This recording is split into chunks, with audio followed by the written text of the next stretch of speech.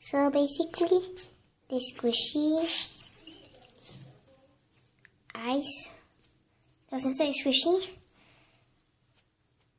It has melted, and yeah, so now it's the same squishiness.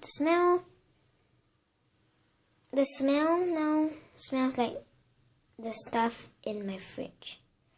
So I guess if you want to scent your squishy, you can either spray perfume too, like put it in the fridge like how I do. Look how foamy it is because there are air bubbles in the squishy. So yeah, I think that's part 4, and that's the end of Squishy Investigation 101. Thanks for staying tuned, and see you guys next time in my later videos. Thanks, bye bye.